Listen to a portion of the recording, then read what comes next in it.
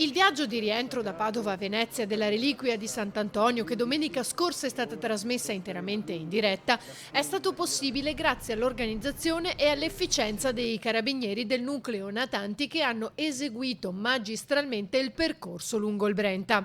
A poco meno di una settimana abbiamo ripercorso lungo il Canal Grande insieme a loro le emozioni di quel giorno. Il carico emotivo, l'organizzazione, l'entusiasmo che ci ha anche trasmesso la gente che abbiamo incontrato lungo il percorso, per noi è stato sicuramente un qualcosa di nuovo, un'esperienza unica. L'affluenza della popolazione ci ha sorpresi e soprattutto l'entusiasmo sia di giovani che di anziani. Una giornata emozionante anche per i carabinieri che hanno organizzato tutto nei minimi dettagli.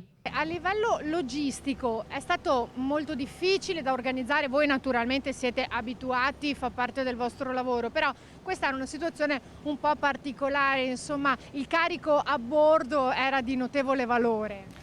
Infatti la logistica, insomma, abbiamo cercato di organizzarla al dettaglio, sia nell'andata da Venezia a Padova e sia al ritorno. Ovviamente, insomma, abbiamo dovuto considerare diversi aspetti, perché insomma, risalire il fiume, quindi risalire il Naviglio Brenta, arrivare a Padova attraversando 5 chiuse e 8 ponti girevoli, anche nel calcolo dei tempi, insomma, ci ha dovuto comunque far effettuare uno studio a monte, Realizzando anche l'apposito supporto per la reliquia a bordo.